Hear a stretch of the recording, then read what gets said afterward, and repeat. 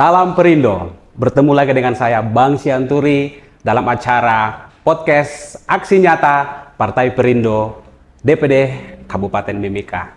Pemilu tidak lama lagi, tinggal menghitung hari. Persiapan semua partai pasti sudah dilakukan. Semua ingin menjadi yang terbaik, tapi di antara yang terbaik ada yang lebih terbaik lagi. Tentu ini harus dibarengi dengan satu usaha. Betul ya? Oke, saat ini saya sudah berada dengan seorang caleg putra daerah Kabupaten Mimika yang sudah menjadi caleg dari Partai Perindo di Dapil 1 kemarin dan saat ini ada di Dapil 2. Oke, Dapil 2 ya. Jadi masyarakat di Dapil 2 bersiap-siaplah, akan ada caleg yang akan mewakili daerah Anda. Kita akan segera berkenalan dengan caleg yang saya maksud saat ini juga. Selamat sore, Pak Linus. Selamat sore, Bung. Oh, bagaimana kabarnya hari ini? Baik sekali, Bung. Sehat? Sangat sehat. Sangat sehat, puji Tuhan. Puji Tuhan, sangat sehat sore ini. Ini kita ini berbincang soal politik ini sebenarnya tidak ada batasannya gitu ya. Ini bebas berbicara karena setiap warga negara berhak mengutarakan pendapatnya, termasuk juga memilih dan dipilih. Nah, Om Linus, kenapa memilih menjadi seorang caleg? Apa yang memotivasi seorang Linus Tipagao menjadi caleg? Ya, terutama saya mengucapkan terima kasih, Bung, Ya. atas undangan yang terhormat ini di tempat Sama-sama. ini. Ya, yang terutama. Silakan. Jadi saya sangat merasa senang, tempat nyaman ya. Di sini ada partai yang memang saya banggakan, muliakan. Oke. Ya, ini Partai Perindo. Ya. Pertama kali bisa broadcast ya. Ini undangan tiba-tiba bisa Begitu ada ya? di sini. Ini menjadi suatu motivasi yang secara ada pada diri saya. Bisa hadir di sini. Jadi kalau saya panggil itu abang ya. Kalau mungkin abang itu bahasa Jakarta.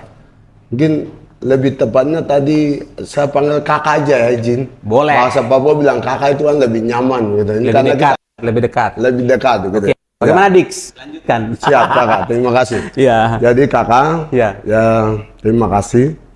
Saya kenapa ingin menjadi DPR di Kabupaten Timika ini, motivasi saya itu sudah 6 tahun, 5 tahun yang lalu. Saya ini mantan caleg.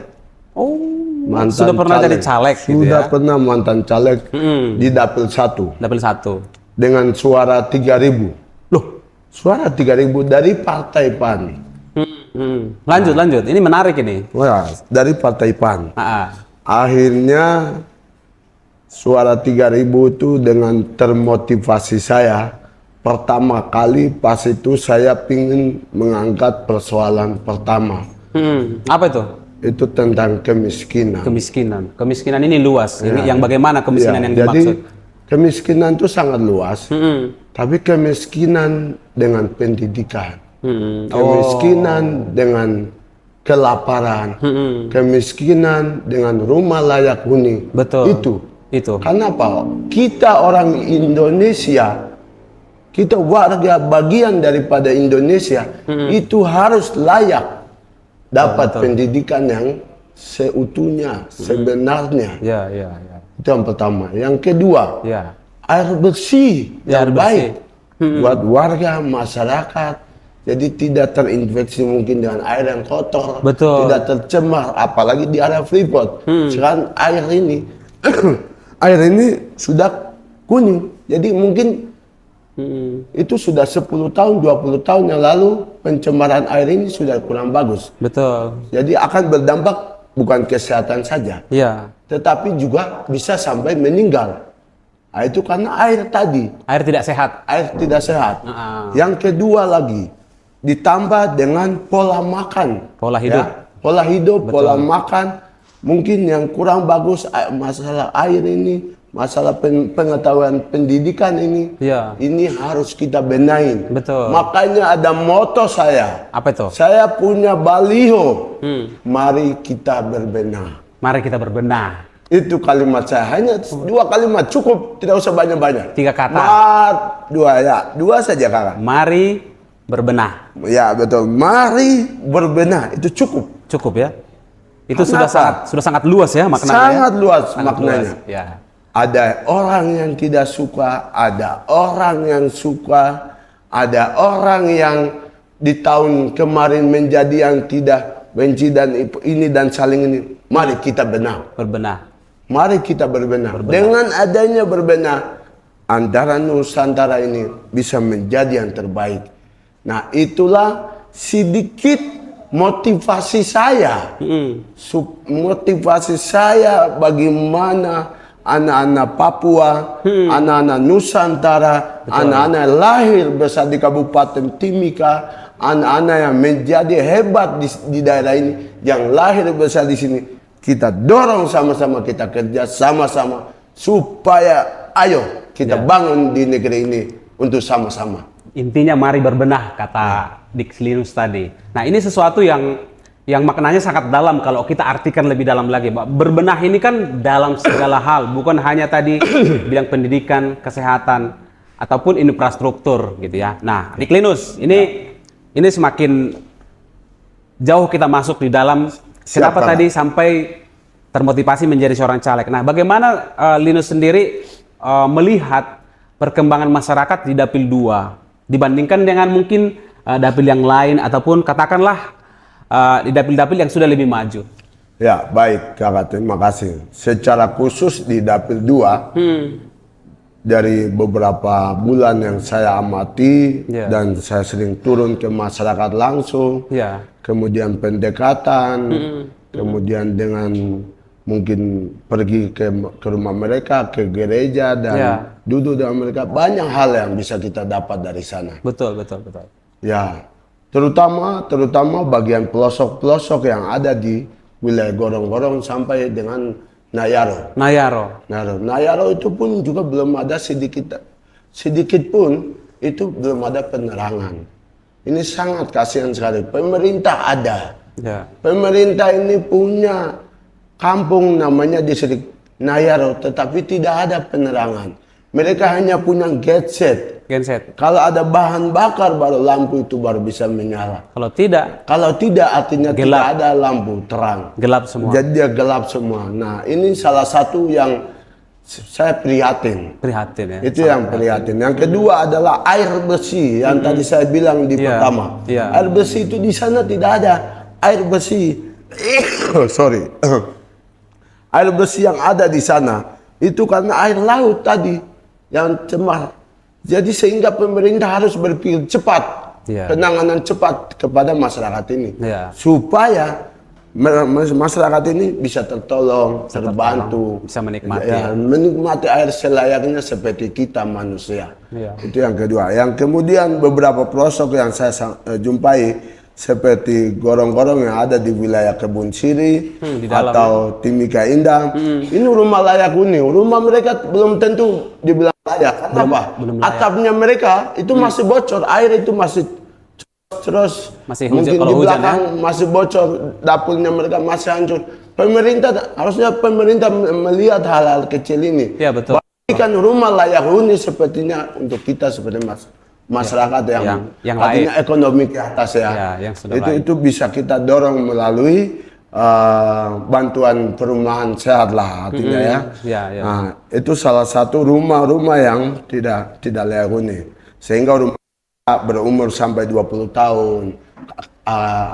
Sengnya ini sudah mulai bocor-bocor, kayunya sudah rapuh-rapuh kemudian masalah pendidikan. Masalah pendidikan ini di wilayah Dapil 2 ini banyak hal yang terjadi. Contoh mereka punya ijazah saja itu ijazah mereka ambil paket A, paket B, paket C, tetapi mereka harus disuruh bayar 3 juta, 4 juta, 5 juta. Kenapa? Mereka itu tidak punya uang, ekonomi tidak ada. Jadi mereka setengah mati. Akhirnya mereka suruh tahan dulu. Jadi solusi dari ada satu yayasan di Gorong-Gorong itu dia tahan ada sekitar 20 ijazah. 20 ijazah itu anak-anak ini tidak tertolong sekali. Dia punya ijazah itu sampai 2 orang itu, 3 orang itu sudah meninggal. Ijazah itu masih tertahan di yayasan ini sampai tidak dikeluarkan. Tidak ada solusi sama sekali di dalam namanya yayasan itu kan sifatnya diciptakan yayasan itu untuk tolong. Betul. Untuk menolong. Ya. Diciptakan bukan untuk Cari bagaimana. keuntungan. Bukan cari keuntungan banyak. Ya, setuju. Mencari keuntungan, bukan bagaimana dia menjadi ambil uang masyarakat kemudian menyiksa lagi masyarakat, itu tidak boleh ada Tidak itu seperti di dalam itu. yayasan-yayasan itu. Ya. Sehingga beberapa paket yang ada ini, ijazah mereka ini tertahan tuh ada sampai 6 tahun, 7 tahun. Kenapa? Tidak punya uang. Baru mereka punya permohonan, Pak, nanti saya ambil ijazah dulu. Nanti saya kerja, Baru bayar. baru saya bayar. Dan yang penting Bapak kita bikin kesepakatan demi. Sebenarnya kan itu bisa dilakukan. Ya. Kalau kita akal sehat, kita pintar ya, kita pintar kemudian kita bisa menyampaikan hal tujuan mulia, itu sebenarnya tujuan yang baik. Ya. Nah itu salah satu pendidikan yang masyarakat di wilayah Gorong-Gorong sampai. Yang kedua lagi, mereka membutuhkan lagi taman baca. Taman baca diciptakan di mana taman baca anak-anak, karena mereka anak-anak tidak ada taman baca, taman main, buku baca-baca buku semua tidak ada disiapkan dari pemerintah. Atau taman main ya playground. Kalau orang bule bilang playground, you have must to playground. Oh yes, of course. Children must to playground and Playground, then ya. belajar ya, go to school. Nah, itu penting sekali untuk mengangkat anak-anak ini. Kemudian masalah tadi di wilayah Gorong-Gorong itu juga atau di wilayah Dapil 2 paling banyak adalah masalah ada anak-anak haibon. Anak-anak Ibon. Nah, anak-anak haibon atau pengisap haibon. Jadi ini nama lem, Kakak. Jadi ini sebenarnya bukan manusia. Jadi kalau ditambahkan anak-anak haibon, itu karena ada kan haibon itu kan nama lem. Nama lemnya haibon itu nama lem yang untuk ditempel di kayu. Kayu, betul. Nah itu lemnya. Nah kenapa? Kadang tingkat binaan dari keluarga, kurangnya nasihat, kurangnya perhatian, kurangnya pendidikan, kurangnya pengetahuan, sehingga ini anak-anak ini larinya ke sini, larinya ke pergaulannya tidak sehat. Pergaulannya tidak sehat. Betul. Dan ada juga punya ijazah, ijazah SD, SMP, SMA. Tapi tidak digunakan. Mungkin tidak dapat peluang kerja, lapangan kerja. Mungkin mereka larinya ke situ tadi, haibon tadi. Akhirnya, nah itulah disebut kadang orang bilang anak-anak haibon. Haibon ya. Padahal mereka punya kelebihan, kriteria, kepintaran, kecerdasan di dalam hal-hal itu. Makanya saya bagaimana mengubah kata-kata anak haibon ini menjadi anak-anak cerdas. Itu harus ada orang yang bisa mencetuskan segala sesuatu di situ. Nah, ini saya potong dulu. Ini menarik ya, bahwa ternyata seorang Linus itu sudah mengamati juga yang namanya anak-anak haibon. Saya sih kurang setuju ya dikatakan anak-anak haibon. Mending anak-anak yang terlantar atau anak-anak apa begitu ya, istilah yang lebih manusiawi begitu. Karena haibon ini kan lem yang baunya juga sangat bikin kepala pusing gitu. Betul, tidak baik bagi kesehatan. Itu Kakak, betul. Nah, menurut Om Linus sendiri nih, kira-kira apa solusi dari permasalahan anak-anak ini? Ya, apa yang harus dilakukan apa yang akan dilakukan oleh seorang Linus ketika nanti sudah duduk menjadi seorang anggota dewan untuk mengatasi anak-anak ini, sehingga tidak ada lagi istilah anak haibon, tidak ada lagi anak-anak apalah namanya gitu ya. Tapi yang adalah seperti Linus tadi sampaikan, anak-anak cerdas. Kira-kira apa solusinya? Kakak, sangat mudah sekali. Mudah ya? Sangat mudah. Yang pertama kita harus menciptakan lapangan kerja. Lapangan pekerjaan satu. Ya, supaya mereka ada punya aktivitas, supaya mereka punya pemasukan, supaya mereka bisa dapat beli makan yang enak, supaya mereka punya dapur yang supaya mereka pakaian yang layak seperti manusia. Itu yang pertama. Yang kedua, mereka perhatian, mungkin yang tidak punya ijazah, mungkin yang paket A, B, C, mungkin kita bisa bantu supaya sekolah, kemudian mereka cari pekerjaan di mana, kemudian mereka bisa selayaknya seperti kita. Yang itu yang kedua. Yang ketiga, kita punya adik-adik ini kan pintar-pintar, kasih pelatihan. Sekarang kan banyak di Kabupaten Timika ini kan training center ada, tempat-tempat pelatihan banyak ya. BLK juga ada. Ini Freeport tambang ada kok, kenapa tidak mau latihan? Belajar pasti bisa. Betul. Saya saja pernah kerja di Freeport. Ya karena saya punya kemauan, keinginan keras. Jadi kalau kita mau belajar, kita mau training, pasti bisa sampai di sana. Betul. Oleh sebab itu ya itu kita kasih ke tempat-tempat yang tujuan yang artinya bisa buka wawasan.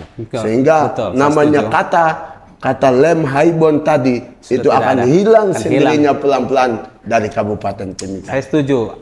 Haibon ini juga harus juga diawasi sebenarnya penjualannya. Bagaimana Om Linus? Betul. Ya ini kan di toko-toko. Iya, kakak izin. Saya juga setuju yang tadi kakak bilang lem haibon itu sebenarnya ada di toko bangunan. Iya. Jadi toko bangunan itu juga tidak bisa dia mengeluarkan lem haibon itu tanpa batas umur mana yang beli. Betul. Karena orang yang bekerja di konstruksi, pembangunan, rumah itu kan pasti orang yang dewasa dan orang tua. Iya. Jadi dia paling tidak orang toko juga harus kita penekanan. Ada aturan yang dimana mungkin aturan pemerintah ya. Ada aturan pemerintah bekerja sama dengan keamanan atau pemerintah supaya toko ini tidak boleh mengeluarkan lem haibon ini kepada adik-adik yang masa pertumbuhannya sedang bagus, supaya tidak terjadi hal-hal ini. Makanya lem ini kita kalau bisa ditertibkan harus diawasi, harus diawasi dan ditertibkan ke depan. Ya. Begitu kakak. Ya, ini semakin menarik Om Linus bahwa permasalahan di Mimika ini segitu banyaknya ya. Jadi tentu ada hal-hal yang tadi yang sudah Om Linus sampaikan prioritas. Nah, sekarang kita berbicara soal persaingan. Ini kan di Dapil 2 ini ada berapa caleg di sana? Semuanya? Ya, abangku tersayang. Memang di Dapil 2, Dapil 2 itu kita ada 5 caleg. 5 caleg ya. Belum lagi caleg yang lain? Belum lagi. Dari 18 partai itu pasti sudah punya masing-masing senjata dan pistol di sana. Nah, bagaimana sih orang Linus menyiasati ini sehingga yang lain itu lewat begitu? Ya, jadi memang saya ini kadang orangnya pendiam. Oh begitu ya? Pendiam, saya orangnya pendiam. Ini banyak bicara nih. Oh iya, saya bicara terus terang. Sip. Kalau saya bilang saya pendiam. Tapi ada pada waktunya. Wah, itu saya punya jago, saya kasih keluar satu kali. Bergerak ya? Oh, saya punya jago, saya kasih keluar. Jago keluar. Saya kasih keluar. Tapi itu artinya bahwa artinya kan ada pepatah mengatakan tuh begini kakak izin. Menarik nih. Dia diam bukan berarti dia bodoh, tapi dia diam berarti dia mengamati apa yang terjadi. Gitu. Saya kira hanya satu kata itu. Siap izin. Oh begitu ya? Siap bang. Diam bukan berarti bodoh, tapi dia sedang mengamati. Iya, betul. Jadi ternyata seorang caleg Linus ini sudah secara diam-diam sudah mengamati Dapil 2. Pasti apa yang harus dilakukan? Apa yang harus dilakukan? Program-program apa yang akan membuat masyarakat di sana akan melirik kepada si orang Linus Tipagau. Om Linus, ini masih lanjut nih. Nah ini kan Indonesia punya banyak partai nih. Betul.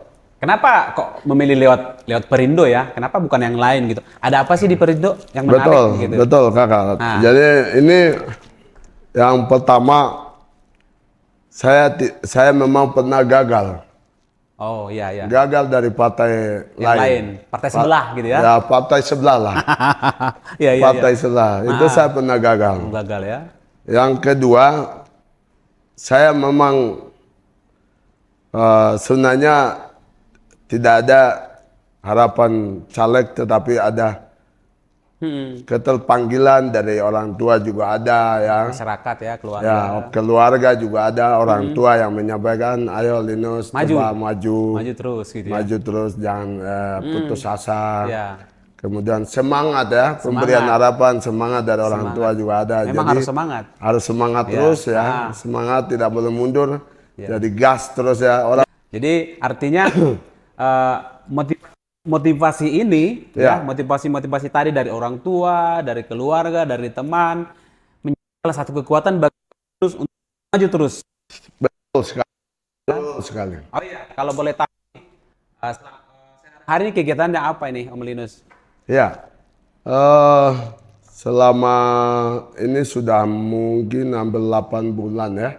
8 bulan ini kan persiapan dari administrasi, kemudian pemberkasan di Partai Perindo, terus kemudian ke tingkat lapangan ini sambil menjalani itu, kemudian dengan mengikuti aktivitas di partai juga jalan juga kegiatan mungkin di perusahaan, kemudian kegiatan aktivitas di luar.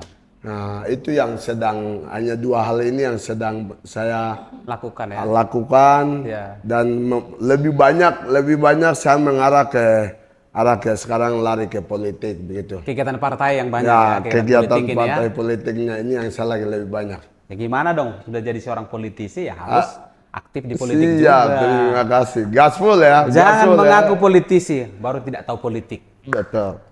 Saja bohong begitu ya. Nah, Om Linus, ini kan pencoblosan ini sudah semakin dekat. Betul, 25 hari lagi. Tinggal kakak. Minus 25 hari. Betul. Gitu ya. Nah, gimana persiapan Om Linus nih menghadapi tanggal pencoblosan? Ya, puji Tuhan ya, alhamdulillah, puji Tuhan.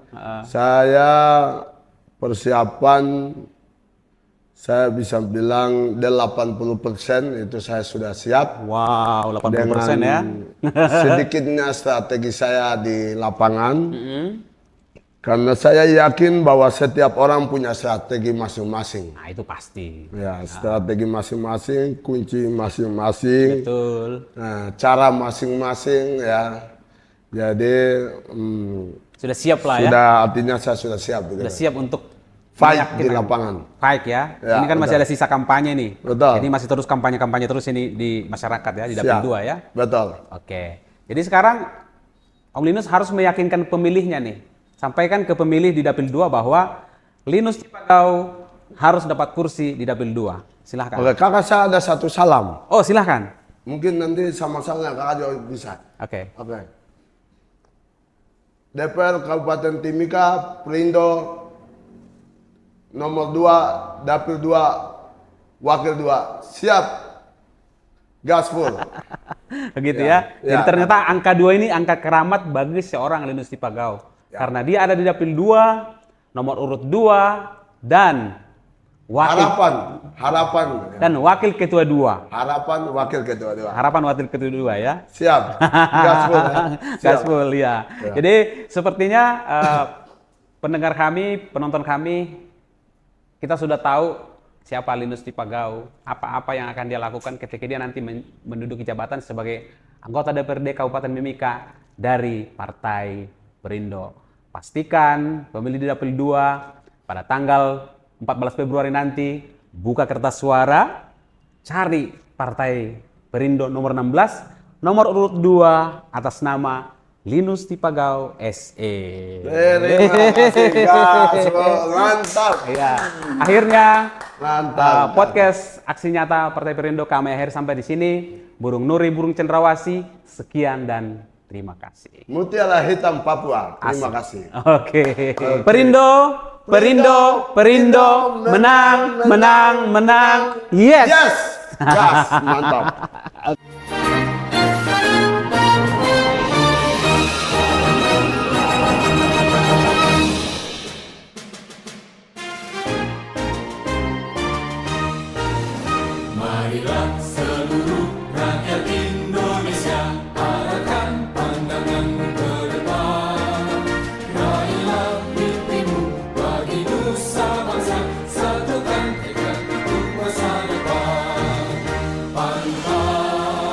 menyerah, itulah